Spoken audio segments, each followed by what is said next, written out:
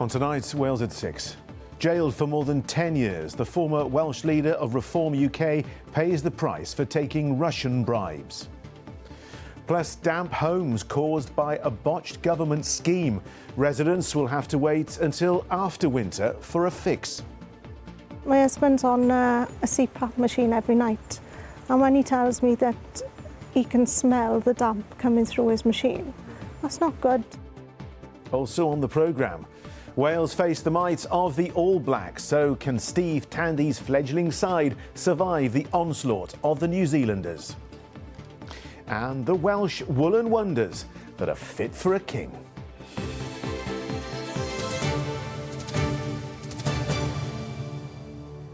Hello, good evening. A grave betrayal of trust. That's how Nathan Gill's actions were described in the Old Bailey today. The former Welsh leader of Reform UK was sentenced to 10.5 years behind bars after pleading guilty to 8 counts of bribery. Gill accepted around £40,000 to make pro-Russian comments in late 2018 and early 2019. Sentencing, the judge said his actions undermine the trust needed for the functioning of democratic institutions. Well, our correspondent Richard Morgan was in court as he was sentenced and is in London for us this evening. Richard, Gill facing a substantial time behind bars tonight. Well, that's right, John. Yes, Gill showed no reaction today as he was sent down here at the Old Bailey. In truth, he'd been warned to expect a substantial prison sentence after pleading guilty to 8 counts of bribery. It was just a question of for how long.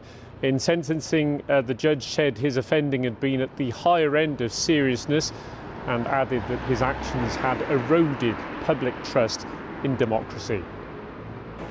Anything to say, Mr. Gill? Would you like to apologise, Mr. Gill?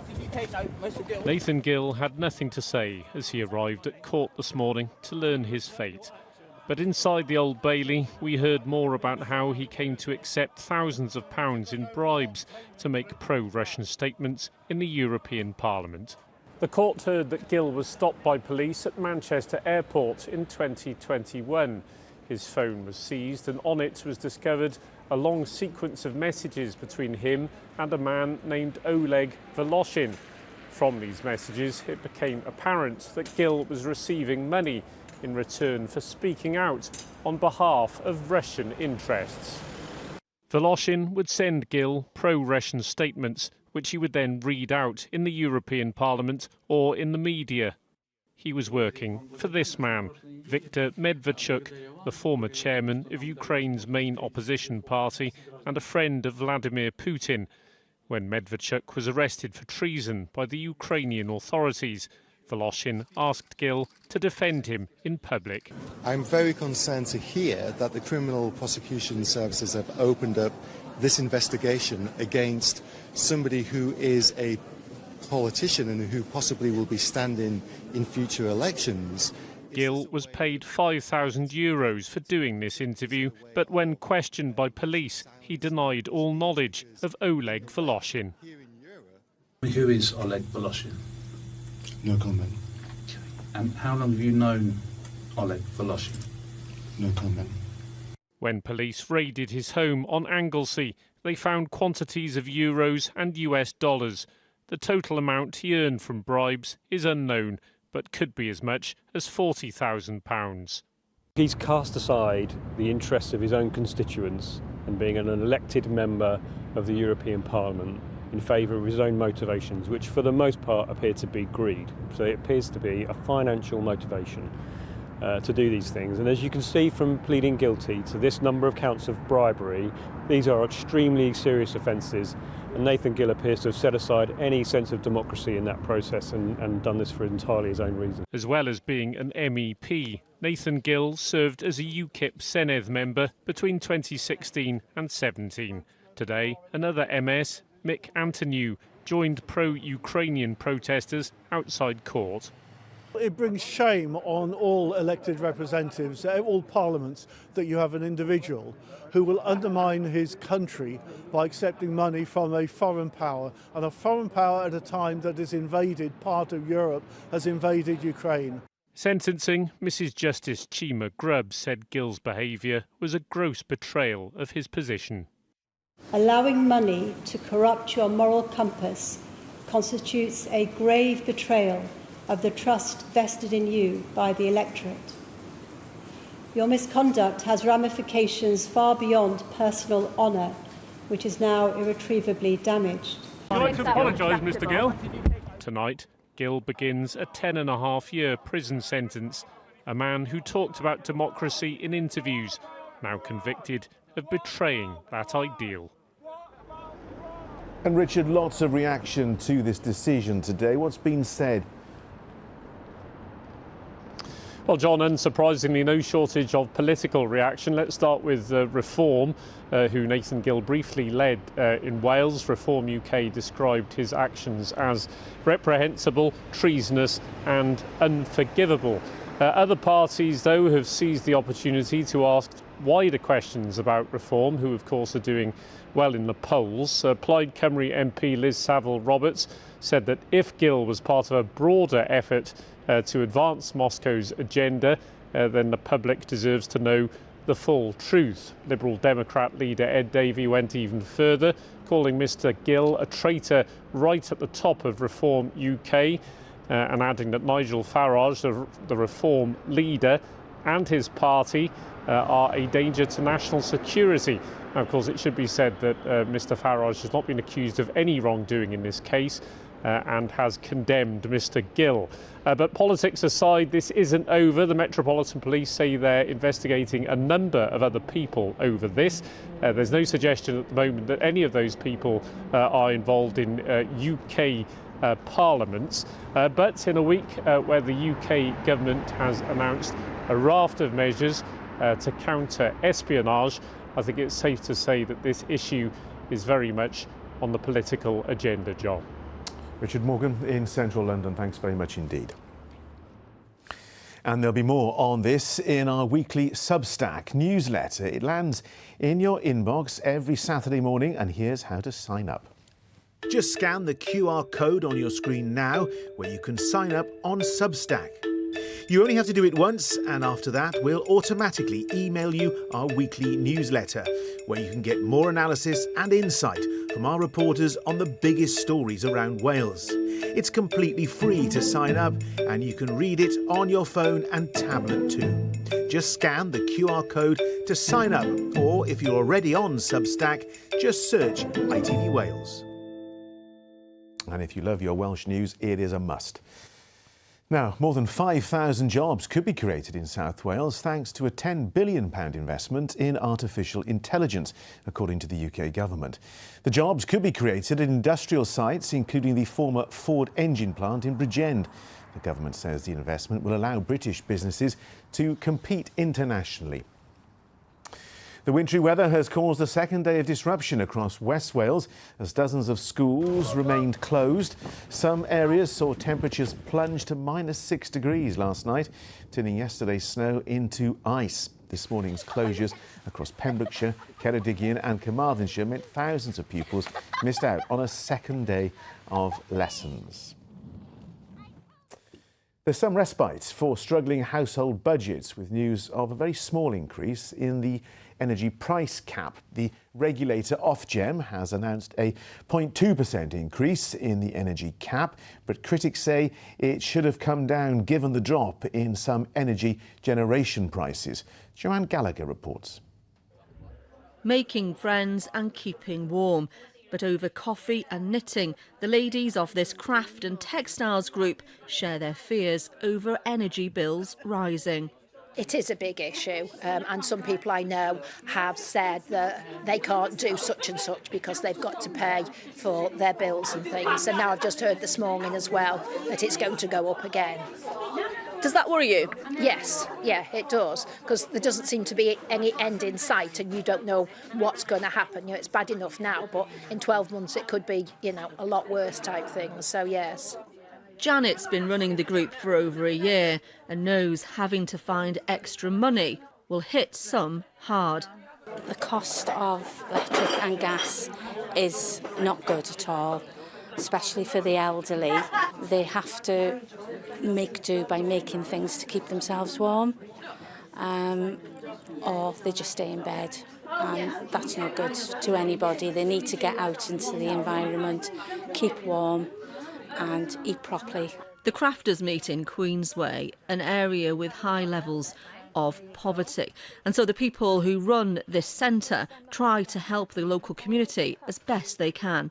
They don't have a lot of money, people around here, and so yeah, it's a constant issue. It's a basic thing to be warm, and I know it has a significant impact on you when you're cold. It has an impact on your mental health. I know when I get cold, particularly over the winter time, I get quite miserable. The knitters here are certainly not letting the situation get them down, but they are concerned, and there are calls from charities for more help to be made available. Next week, the UK government has its budget on Wednesday, and we need to see that it delivers its Warm Homes plan in full. And ahead of the Senedd elections come May, we need all Welsh political parties to commit to a bold programme of investment, ultimately to make people's homes much warmer, healthier, greener places to live. For those keeping warm in Wrexham, they want to hear how the UK government will help them. Ministers say they are listening. We're taking immediate action, doubling the number of low-income households who can get the Warm Homes discount. That's £150 a year off your bill. If you're on universal credit, many low-income, hard-working families are on that. But many households don't get help, and having to find more money to heat their home is weighing heavily on their mind. Joanne Gallagher, ITV News, Wrexham. Some householders in the Llinvi Valley say they've been waiting for more than 3 years after being told a botched insulation programme would be fixed. The Arbed scheme was a government-funded plan to help reduce energy bills, but many properties were given the wrong type of insulation, creating damp and other damage to their homes. Rhys Williams takes up the story. In these valleys, the cold lingers, and in Ceira, it cuts deeper than it should. Street by street, door by door, pockmarked homes trace a long, messy trail of repairs. Residents say they're bracing for a 13th winter of damp and bitter cold. 3 years ago, Julie Goodridge showed me the damp room she'd slept in for nearly a decade. It's heartbroken, it's heartbroken. It's clearly taking a mental toll on you. Well, I can't go no more. It's not fair. People have to put up with it. Yeah. Julie never saw her home put right. She died last year. Now her son is fighting on. How do you feel about the fact that she's not here to see her house how it should have been? Yeah, heartbreaking. Yeah, it is. I've got no words, to be honest. Yeah, she was quite loud, bless her, and she was fighting for it, you know. In 2012, the contract for the government scheme was given to a company run by a senior Labour cabinet member who has since died. A Bridgend Council internal audit later found major failures in the scheme, with no formal procurement or due diligence carried out. Victims have spent tens of thousands trying to fix this themselves. The paint's not cheap, you know, it's not just the paint. Like if we've got like holes in the walls, we've got to redo that. You know, I dare touch my bedroom until it's done, because if I do, all right, I am washing the mould and stuff off, but if I touch that bedroom, I think it's all going to need to replaster and stuff.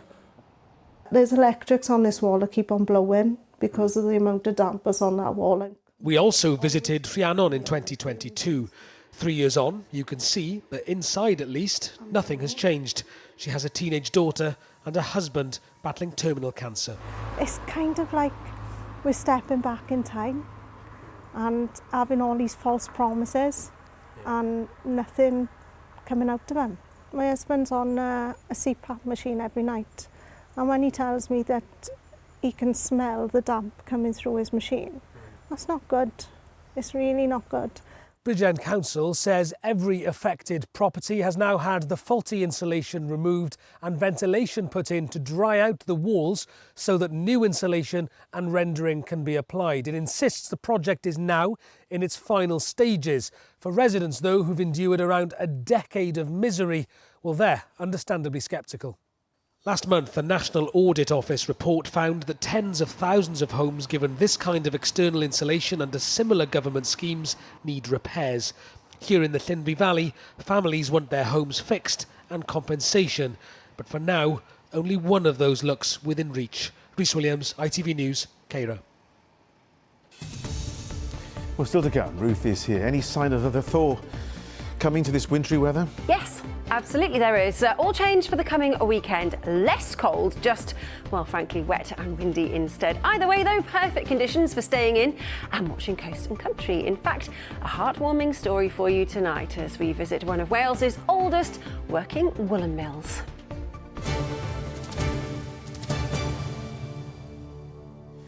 Before that, a groundbreaking technique to test for cancer of the esophagus that's been developed by a Cardiff consultant has the capacity to improve the experience of patients. That's the conclusion of a trial of the so-called pill on a string test technique. There are now calls for the innovative treatment to be rolled out across the NHS, as Issa Farfor now explains. Any heartburn symptoms? I've had a little bit of reflux last week. For years, Joanne dreaded the hospital trips and the uncomfortable endoscopies she needed to monitor her condition, until she was offered something completely different, this simple capsule sponge test. You can see that the capsule, I can show you another example here, is the size of a conventional vitamin capsule. Joanne has a condition that can develop into the cancer of the esophagus. It's one of the deadliest cancers in the UK, and it's often found far too late. But this simple test made all the difference. So it made me aware that I've got to go for the checks. I've got to go for everything they offer you to check. You've got to go for, you've got to do it. You've got to, because this picked up so early that it's not an issue. It's let's deal with it before it becomes an issue. And that's very reassuring. And that's why a new pilot here in Wales has been trialling this simple sponge test to catch worrying changes much sooner. It's a simple test. Yeah. Show us how it works. So capsule on the applicator device, it goes over the patient's tongue, and then we deploy it, it drops in, and then basically it will dissolve in the patient's stomach. So imagine this is almost just like in the patient's stomach, and this string is hanging in the patient's esophagus. So then what we'll do, we'll give the patient a warning that we're going to remove the string. We'll pull the string, it will take a sample of cells, and they'll all get caught up on this sponge, and then we'll cut the string, put it in a sample pot and send that off for analysis.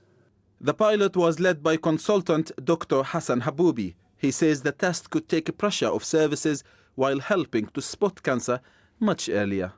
The trial really showed what we knew, that capsule sponge works well, but it was important to see in our local population how well it worked for us.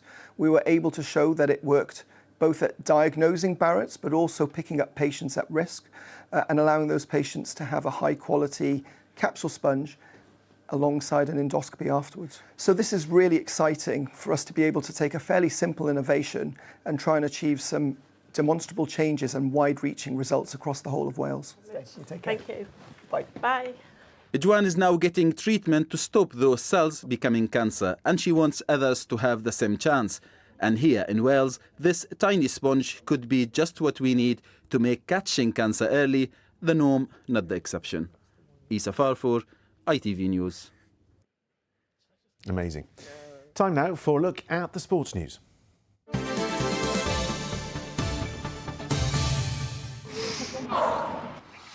Powering local sport in the community. Octopus Energy sponsors ITV Cymru Wales Sports Report. Rugby, and Wales have lost number 8 Aaron Wainwright for tomorrow's match against the All Blacks.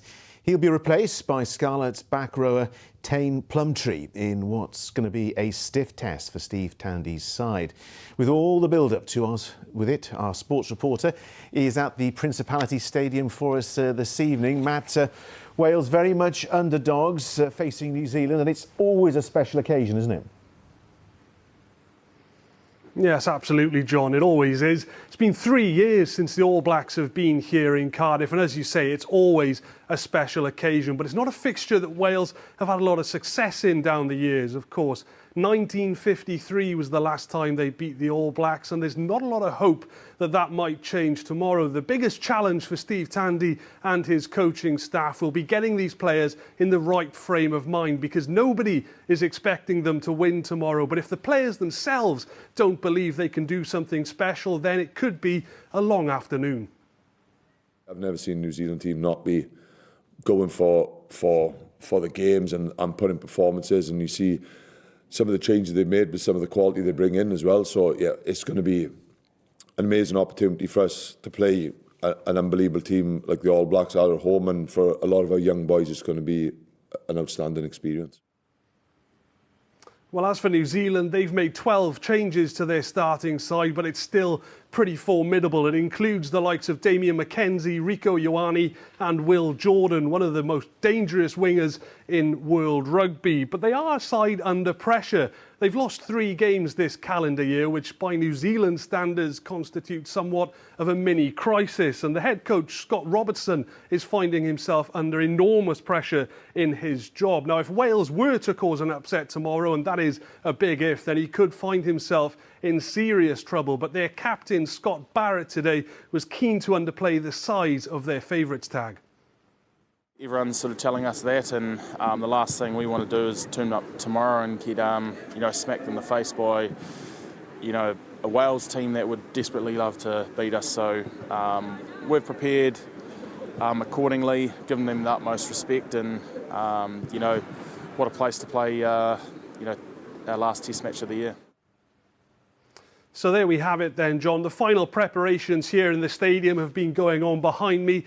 Both teams have had their final training session here at the Principality Stadium this afternoon, and the challenge for Wales tomorrow is absolutely enormous. But in many ways, John, so is the opportunity. OK, Matt Southcombe, thanks very much indeed.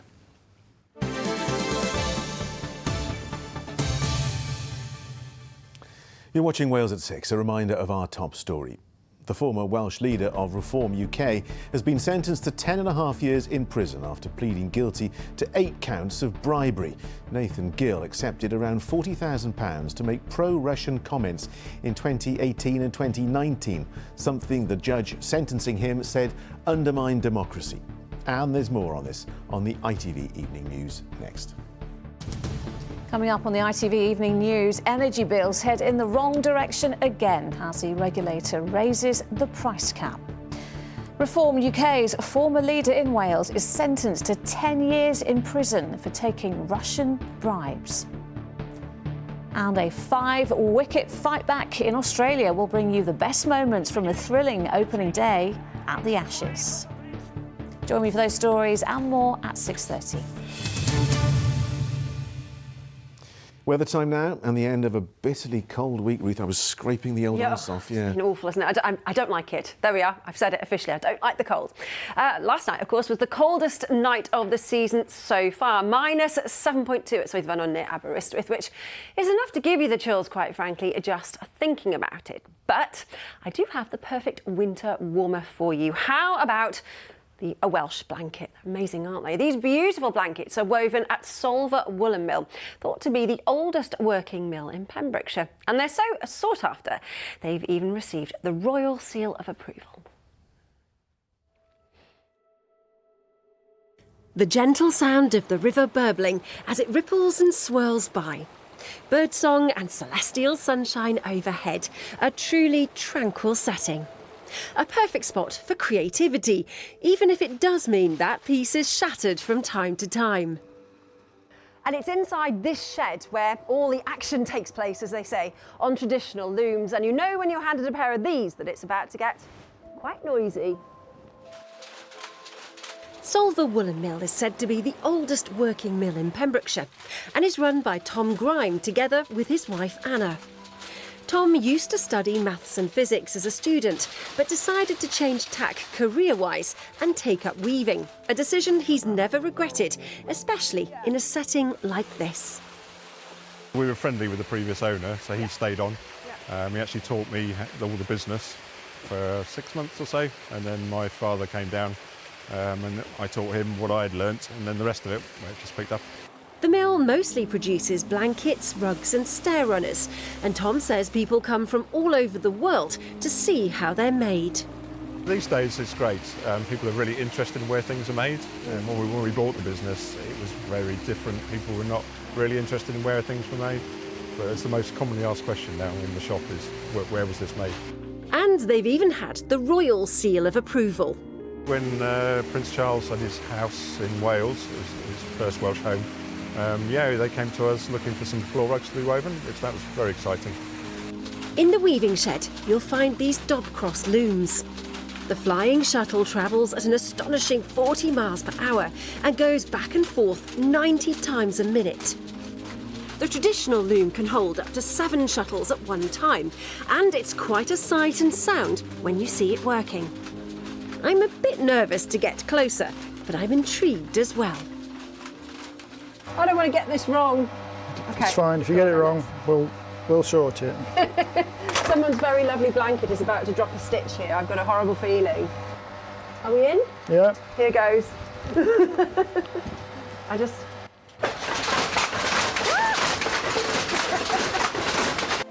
A traditional craft with a timeless appeal, steeped in history, but perfectly in tune with contemporary life. And you can see more of that on Coast and Country tonight at 7 o'clock, right here on ITV Cymru Wales, John. They're amazing. I saw you having a go there. Does that mean somebody got a slightly wonky blanket? Yeah, I can only apologise. And I tell you what, I did get a telling off because I confess that my grandmother gave me one of those woolen blankets and I put it in the washing machine and then hung it out to dry in the washing line, which apparently is a big no-no. But it did smell nice afterwards. So there we go. If you've got a woolen blanket, don't put it in the washing machine. Tips for your Friday night. Now then, as far as the weather is concerned, get your Welsh woolen blankets because it's been bitterly cold out there today. However, I do have a little bit of good news. If all this wintry stuff is not your thing, then good news. It is all disappearing. So as we head into the coming weekend, it will start to feel less cold. Now, I'm not going to promise you anything tropical. I think less cold is probably the best way of putting it. It also means that things look set to turn increasingly unsettled. What does that mean? Well, you guessed it, wet and windy, with a little early warning that on Sunday we could well see gales to severe gales developing. That basically means really nasty conditions. So we give with one hand and we take with the other. And the signs are that into the start of next week, something perhaps a little cooler again. But I think it's very much a case of, well, frankly, back to business as usual. Here are the details. Today's forecast, blue skies, followed by a spread of hot and cold plates. TUI sponsors ITV Cymru Wales weather. Well, once again, the temperatures have really tumbled out there under clear skies. Cold enough in rural spots for a little bit of frost. But things will change over the next few hours. The winds will start to pick up, and as I've been saying, they are now southerly, bringing cloud and, as you can see, a band of rain that will start to work its way into western areas, tracking inland during the early hours. We could see some really heavy downpours on this band of rain with strengthening winds, so it's not going to feel particularly pleasant. However, it does start to bring the temperatures back up ever so slightly. So it won't be a warm night, but by the time we wake to Saturday, it'll certainly be less cold than it has been recently. So for many parts of Wales, it should be frost-free as we start the weekend, although inland we could see that frost again. During the course of Saturday morning, the band of rain will work its way eastwards. Lots of low cloud, murky conditions, but quite quickly things will cheer up, and I think we're looking at a relatively decent day. Lots of blue sky, lots of sunshine, perhaps just a few showers across the far northwest, Anglesey and the Clean Peninsula, but falling as rain as opposed to anything wintry because, as you can see, the temperatures will be degrees milder than they have been recently. 11 or 12 for some spots, feeling quite pleasant in that sunshine. Now, if you're making plans for Saturday night, if you are heading out and about, it should be a largely dry start to the night. But again, it will turn unsettled, so more rain will start to work its way into 9-10 o'clock, and a band of heavier showers then will track in during the early hours of Sunday. So as far as Sunday is concerned, a mixture of sunny spells, scattered squally showers. Some of these again could be on the heavy side, but we're keeping an eye because we could see strong winds developing. TUI sponsors ITV Cymru Wales weather.